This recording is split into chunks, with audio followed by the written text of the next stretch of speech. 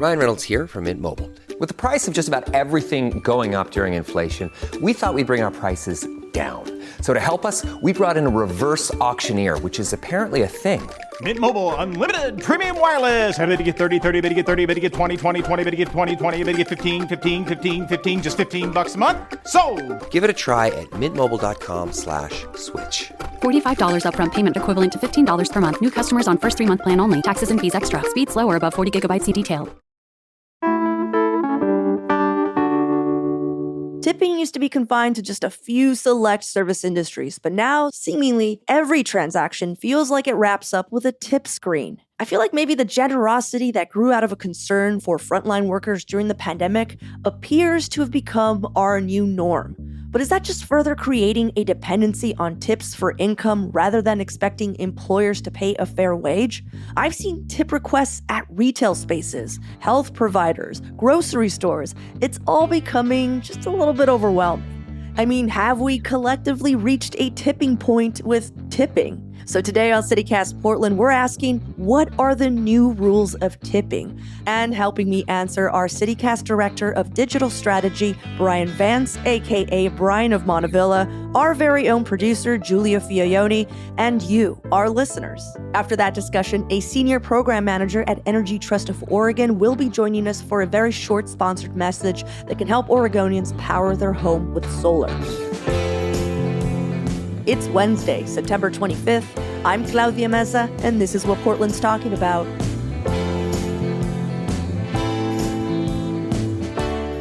Bryan, Giulia, thank you so much for taking time out of your day to complain with me this morning. Yay. Always a joy. I want you to know, Bryan, that when we were putting the show together, we're like, oh, we need to get Bryan on here. I love that my lifelong goal to be seen as a grumpy old man is actually paying off. Well, let's start petty because that's the best place to start. What are your tipping pet peeves as a customer? I know that you both have a service industry background, but just as a customer, what annoys you the most about tipping culture?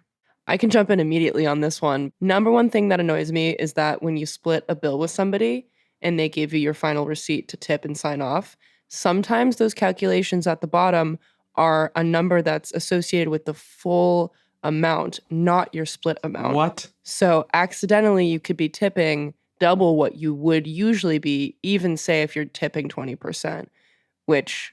don't fall into that trap. I don't know why it's set up that way. I think it's an accident, but it's something I keep an eye out for now. I hear what you're saying. What about you, Bryan? So this has actually been a thing that I've ran into in multiple places, and I am not willing to give them the benefit of the doubt here, where they reverse the buttons on their little things so that where you would normally hit yes is like no, and where you would normally hit no is yes, to try to force you to tip even if you don't want to. So this has happened at a few movie theaters in town.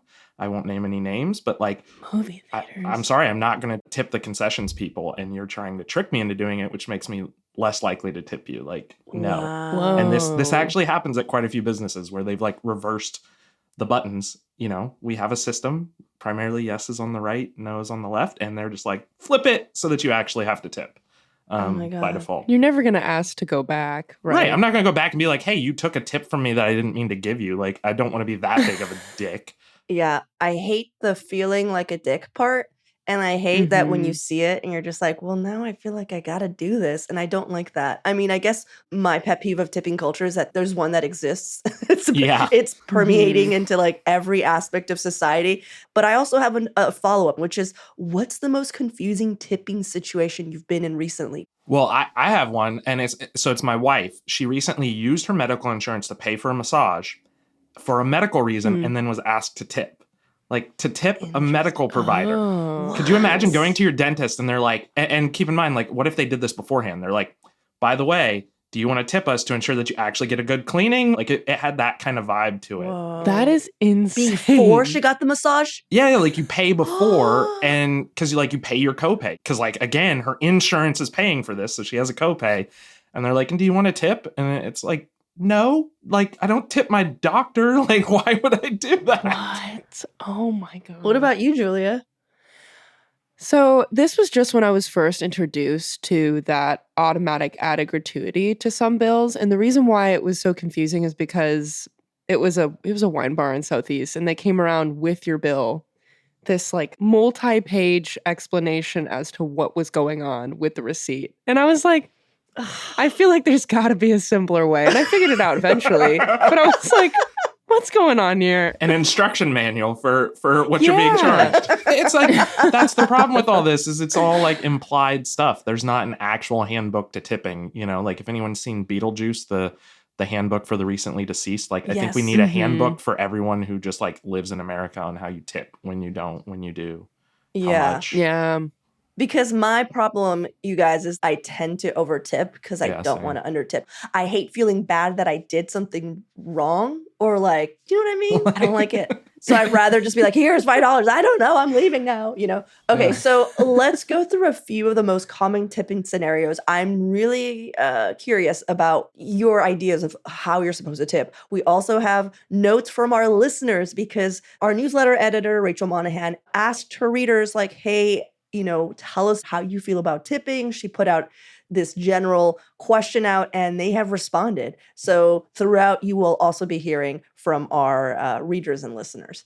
So immediately, if you go to a place and it's counter service, meaning no one's coming to your table, you're waiting in line, you're about to get your food, and then you have to go back and grab it. Yeah. And then not only that, like you're clearing your own stuff.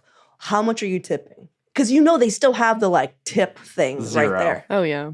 Zero. If it's the counter service you just said, where all they are doing is taking my order and dishing up the food and handing it out, like to me that's no different than like going through a drive-through, which it's silly that we now ask for tips at a drive-through. Like I'm not tipping in that. What about situation. carryout? No.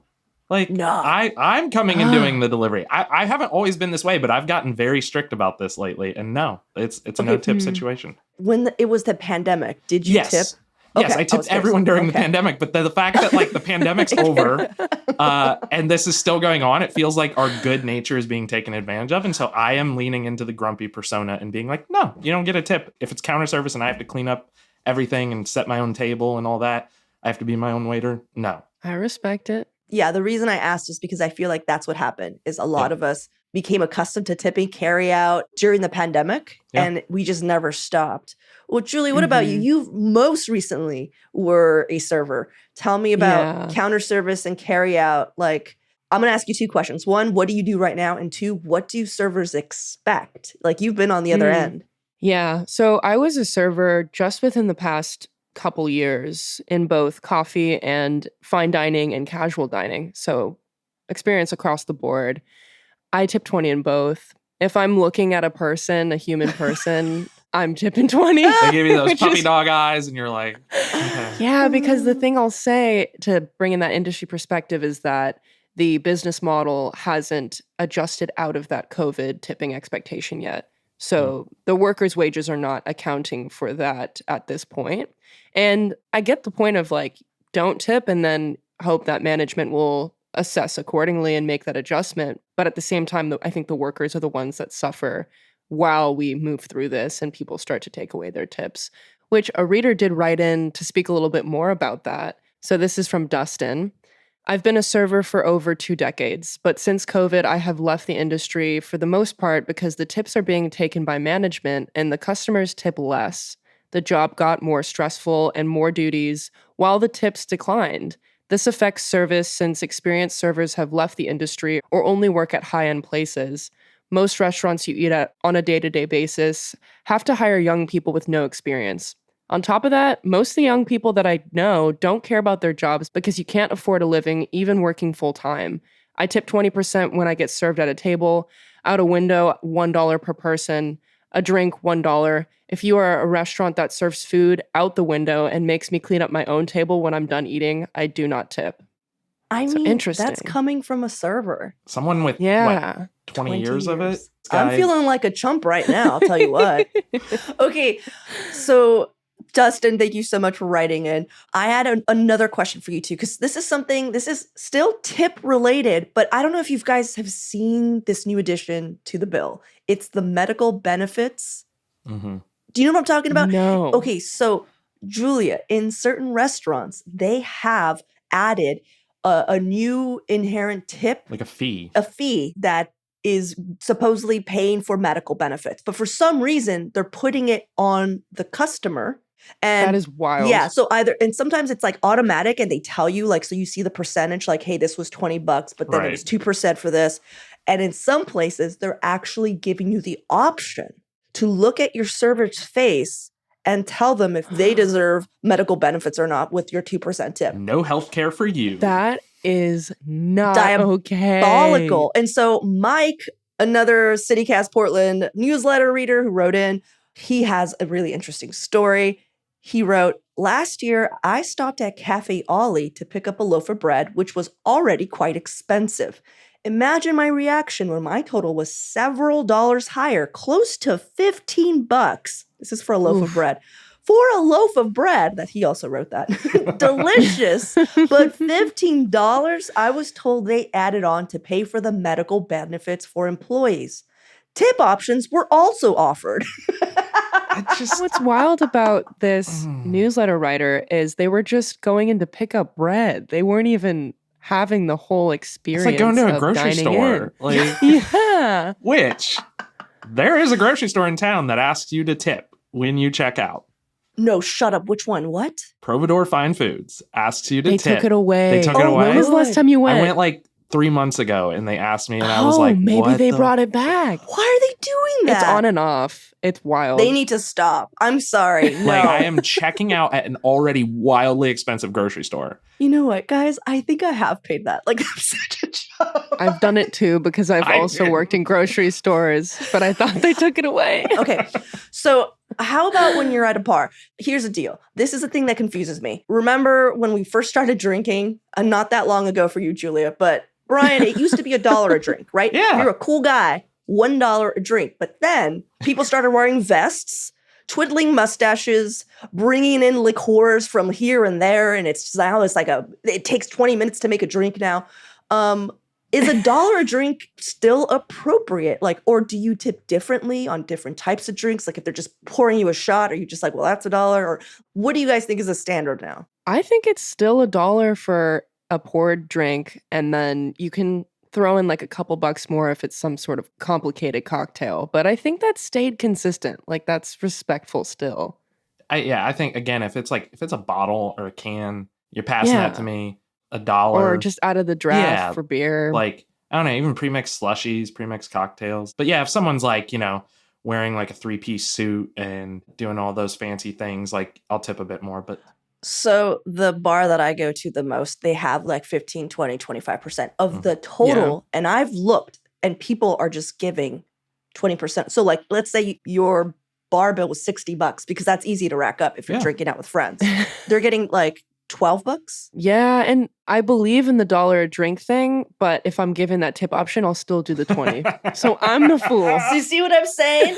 Because I'm the same way. Because I look at them, they're working so hard, especially if I go somewhere and it's a place I go to often and I look around, I'm like, there's like 3 people here.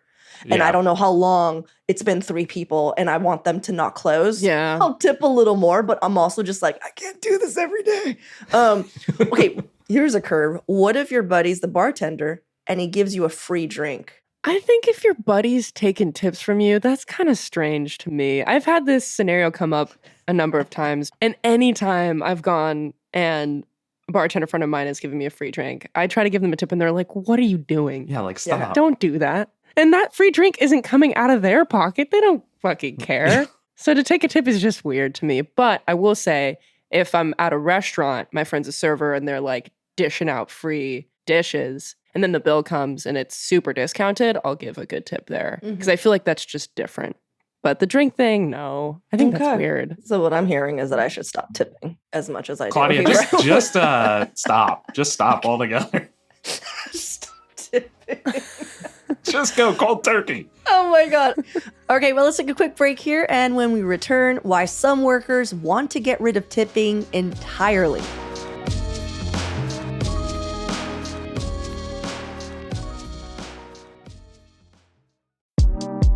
October is dining month in Vancouver, Washington, and they're calling it Dine the Couve. And participating restaurants are offering a $33 special menu featuring 3 items. Now, these can range from the more traditional offerings like an appetizer, entree, and dessert to 3 specially made plates, or my favorite so far, 2 glasses of wine and a charcuterie board. For $33 in this economy, I'll take it. You can download the free mobile-friendly pass starting September 26th, and that's where you can find the list of participating restaurants, their special Dine the Couve menus, addresses, and all that. Plus, if you use the pass to make 5 check-ins at participating locations throughout the month of October, you'll be eligible for a grand prize drawing. You can find the link to download the pass and all other information at dinethecouve.com.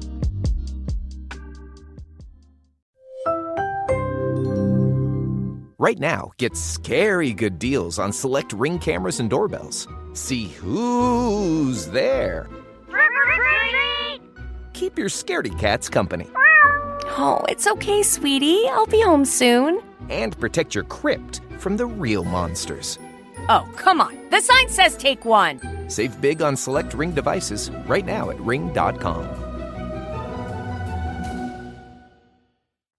This is, I feel like, newish in the last handful of years. What about food delivery apps? Like, what's the right amount of tip there? When I use these apps, it seems like they already calculate the driver's tip for me. Sometimes I actually think it's really low. Like, I'm like, $2? No one's going to pick this up for $2. But I'm curious, like, what do you guys do?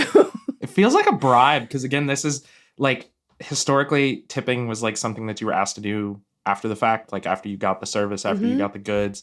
With these delivery apps, you pay, and then like before they even like accept your order, you have to pick the tip. And it feels like if you tip low, no one's gonna pick up your order. They're probably gonna eat it, spit on it, something like that. So it's like, this is arguably the most awkward situation where it's like, even if you're like you're coming like 6 blocks, yes, I'm lazy, I'm making you do that, but like, should I really tip you like $8 on a $20 order? I don't know.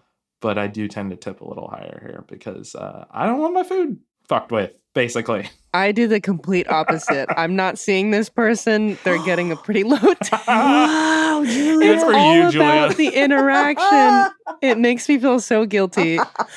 Okay, well, we can loop in Uber and Lyft rides into this too. Yeah. That's another one where I tip a little bit lower because you already get out of the car when you do the tip. Wow, And sometimes I think Giulia. it's suspicious when people are going over the top and like giving you free water and shit. I'm like, That I don't is know what's like- going on here. It's weird. They're gaming the system. I was a Lyft driver for a little bit not that long ago. The person who tipped me the best was actually the guy who smeared peanut butter all over my back seat. So I don't know what was going on there, but it was just like, Was he making a sandwich? In I his don't know back what seat? was happening there, in all honesty. I remember he got out and I looked back there and it was peanut butter. It wasn't something nastier. It was like he was eating like cookies or something and didn't want me to know. And but he tipped okay. I guess maybe he felt bad about doing that. I don't know. Yeah. So funny. Okay. Well, next topic here. A lot of restaurants have begun doing an included gratuity. Now, rather than tipping, it means that like your full order, they basically raise the price. They did the thing that other countries seem to have been able to do, where they're paying the person who's working for them out of their own profits rather than asking us to pay for them. Are we in favor of that? I know that this is more of a question to ask servers, but I'm curious as the customer. Bryan, Giulia, are you like, yes? Because that basically means that ultimately you don't have to tip. You're done. Yeah, I'm all for simplifying it and taking this like weird public shaming dance out of it. Let's just like charge people what it actually costs to do this. We're just making a more complex problem by kicking that can down the road. So I personally love this. I feel similarly. It's typically around 15-20% anyway. So I never feel like I'm being pushed past the limit for what I expect to pay. A restaurant that I go to often in my neighborhood recently did that switch because they asked their staff, hey guys, do you want to continue with the tipping system or should we raise our food prices a few bucks? Yeah.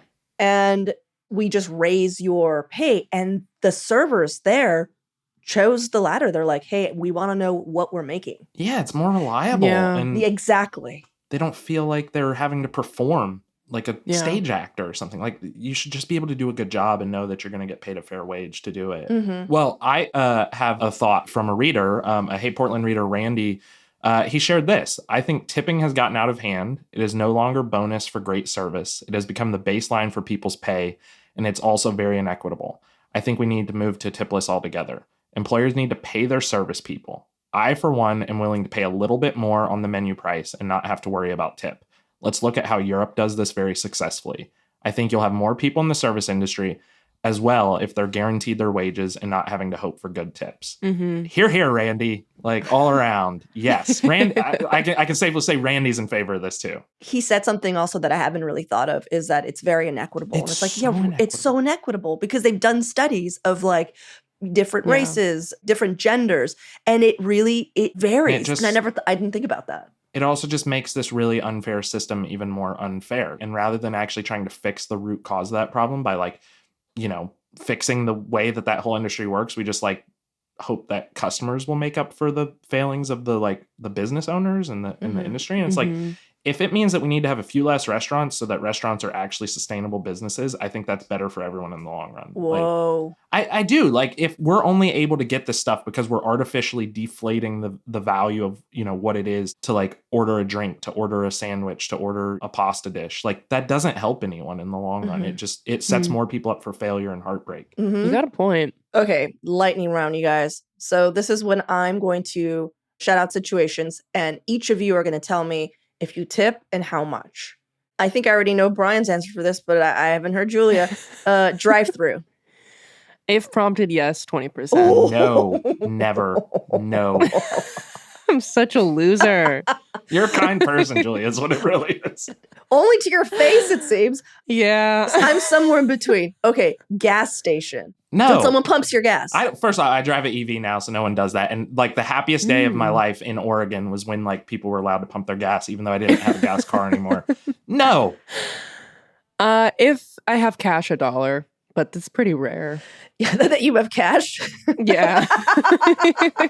Yeah, my partner has a little like satchel in the glove compartment where she keeps dollar bills for the attendants. And I remember she would be like, I can't get gas. I don't have any dollars. And I was like, you're insane. You can still get it. That is so cute. That's like the most old lady thing ever. I know. And she's from the Northwest. Anyhow, okay. Coffee shop. Are we doing 20% dollar drink? What if you get a muffin?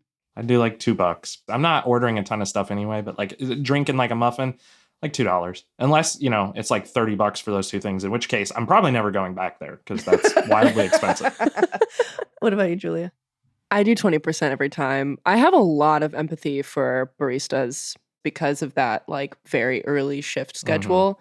They don't get much off the tips because the items don't cost as much, but they're getting paid about the same amount as your average server or bartender. So I try to like balance out the scales. Yeah. It shouldn't be on you, Giulia. I understand like it's hard, but it shouldn't be on you. It's not up to you to fix. It's up to our government, our society to fix. So. Okay, lightning round. I forgot. Stop tipping them. Stop that. Haircut. I'm bald, so no. Giulia. I have a very fond relationship with my hairstylist, and I always tip 25%. They feel like my therapist. I'm like, you're doing too much. But maybe I'm doing too much, okay? Would you tip your therapist, though? Wait, would you tip your therapist? Well, no, I would not tip my therapist. But she's not actually your therapist. But if you had a therapist and they asked, I think you would tip. I think you would. Oh my God. Okay, karaoke DJ. If I did karaoke, sure. I always forget, so I've never tipped a KJ. We've had a KJ on the show, and they basically said, hey, if you want to hear your song sooner, bribe us. Tip us. Yeah, and they're just like, tip us. We'll do it. So I guess they're looking for tips. Yeah. Here's one. Tattoo artist. Well, I know, Brian, you don't have any tattoos. I don't have any tattoos, but if I did, I would tip because, again, I don't want them messing me up. That shit's permanent. But that's afterwards. You do it afterwards. But if I had to come back and get more, like, you had to come back. Well, because, like maybe they do the outline first and then they're, and it's like, man, I need to like really give you like a 30% tip here is what I'd think. I don't know. Are you tipping per hour, per size, or per like off the price? See, I think artists take into account size and time when they give you the total. Okay. So I just do 25 off the total, 25%. I don't know. Is that weird? No, I don't know. I'm asking you. They're sticking a needle in you, doing something that lasts for, mostly life. Like, if there's ever anyone who I think you should be like really, really nice to. Okay. Here's one. Strip club. Are we doing $1 per song? Are we doing $1 per move? I feel like you'd go broke $1 per move. So you would go yeah, broke. per song. Come on, like. So basically per song or per because sometimes they come in and then the next one comes in and they've done 3 songs so you're doing every song. $1. Yeah, I think every song is fair. I think that's the way to do it. But what if it's a crazy move? Where they go all the way up and then they slam down like they're about to break something, but they don't.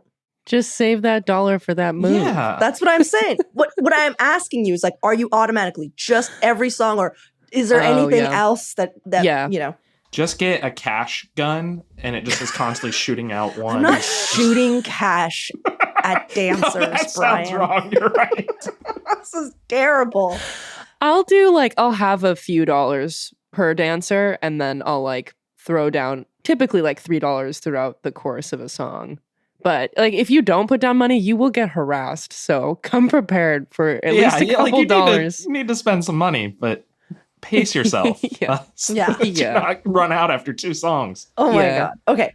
Well, I have another newsletter reader who wrote in with very strict guidelines as to how he tips. And he wrote, my guidelines, tipping is for service time, overtime, so sit down restaurant haircut, not for someone handing me food out a window or for a retail item taken to go.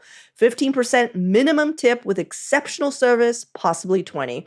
As consumers, we are already facing significant cost increases impacting the prices we pay. Like Bryan of Montevilla said, not our responsibility to feel like we have to help carry the load of an employer's payroll costs. That said, when someone is financially comfortable enough to share that with others, that is certainly a great thing. But to have a culture of this level of expectation of amounts we're seeing now, I don't believe it's often justified or, again, a burden the customer should have. What do you guys think of that? Damn right, Dave. I think that's completely fair, but dare I say it, I think Dave's the guy that needs somebody to do a song and dance for them every time. What is exceptional service? Yeah. That would be my follow-up question. No, that's totally fair. I just like that he has a very clear system. Though it's ridiculous that we all have to come up with these very clear systems instead of just having a societal expectation that employers pay people wages that it actually takes to get them to do the job, and we pay prices that it actually takes to do those things. So yeah, I think people are fed up with it in all honesty, and it sounds like maybe even some workers are fed up with it. So I agree with everybody. This conversation has actually made me think about how much I overtip, and me too, and maybe how I am part of the problem instead of the solution. There's no incentive for a business to fix this if the customers just don't make it a problem for them. So I wonder if there's servers listening and being like, no. Oh, I'm sure I just made a bunch of for enemies in the Portland service industry. But it's I do have their best intentions in mind. It's going to be painful, but we can do this. Servers, baristas, bartenders, people who work in the service industry, what do you think? We've heard from 2 recent servers, Giulia, you, and also Dustin. And you both seem to also not be that pro tipping, I'll be honest. Yeah, I do it out of guilt. Yeah. It's not something I enjoy. You're lukewarm on it at best. So I want to know, what are the servers thinking? The only point of view I've heard of them not wanting tips is from the restaurant that I go to almost on a weekly basis. And their idea of hey, I want to know how much I'm making every week makes a lot of sense. So I don't know if that is across the board or not. I feel like the next conversation should just be with servers. Yeah, I want to hear what they have to say. And high-end servers, mom and pop restaurants, and some Burgerville employees. How do you feel about this? Get them in here. Yeah. Well, Bryan, Giulia, thank you so much for hanging out with me. I will be sending around a little note after this, just via email. Oh, no. Just leave what you think. I mean, I was your hostess today. Tip request! I made you feel at home, didn't I not? You did, yes. Yeah, okay. $2 for you. Okay, $2. $2. Flat rate. I'm just doing a flat amount. Not per joke, per minute? No? Okay. No. It's flat rate. Not per move. Be broke, y'all.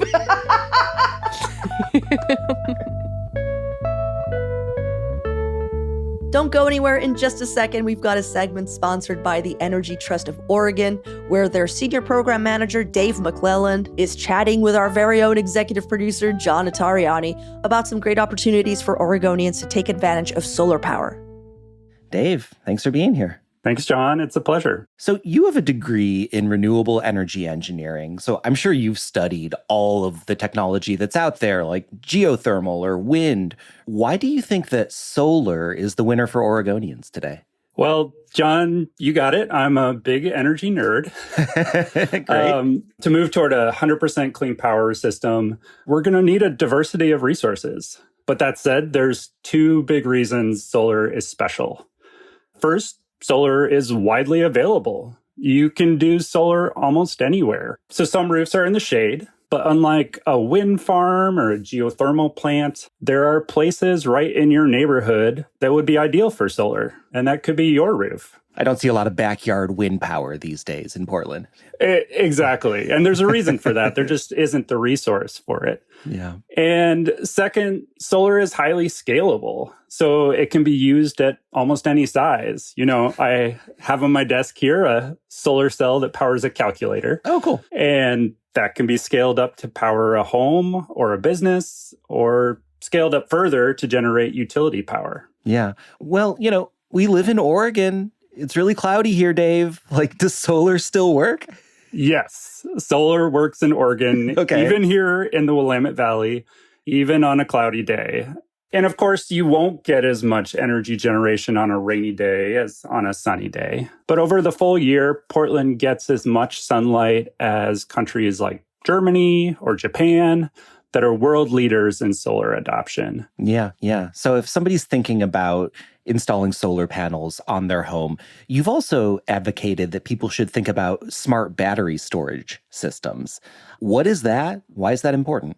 Yeah, so storage is a great pair with solar because, like solar, it can be installed almost anywhere.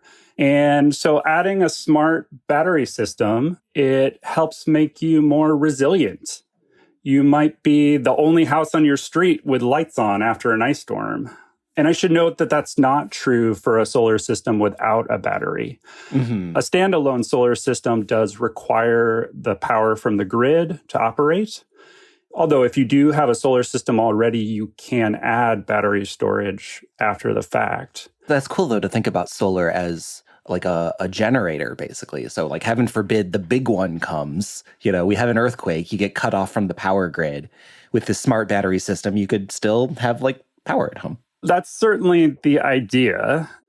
After a big earthquake, we do expect that the grid will be down and fuel is going to be in high demand, and that could last for months. And so having more clean local power sources that can store energy and recharge from the sun, that gives us more options. Yeah.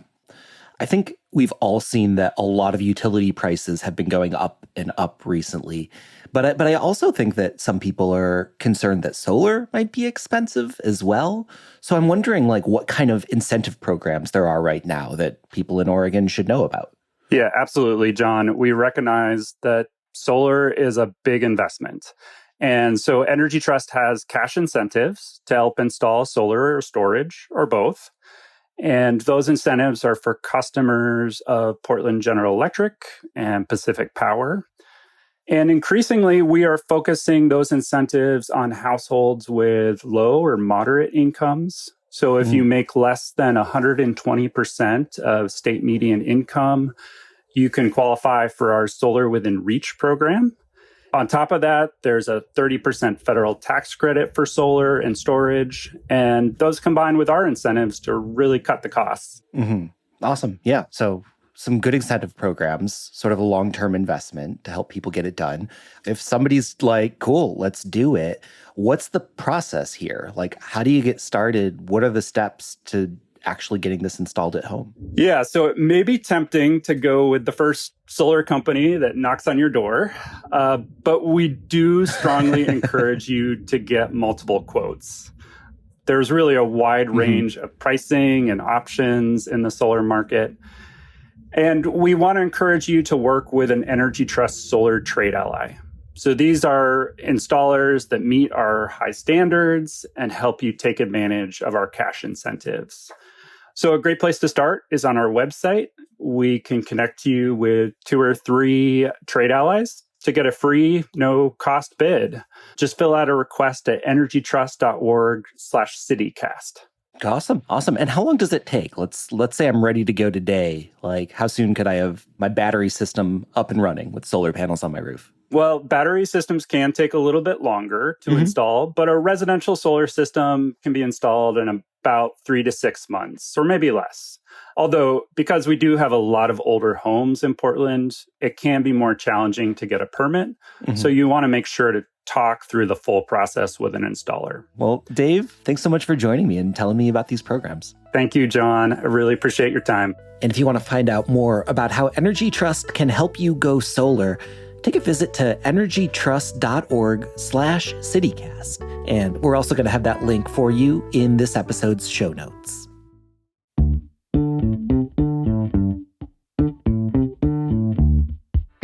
Well, that's all for today here on CityCast Portland. Thanks so much for listening. We'll be back tomorrow morning with more from around the city. Until then, see you at Slim's.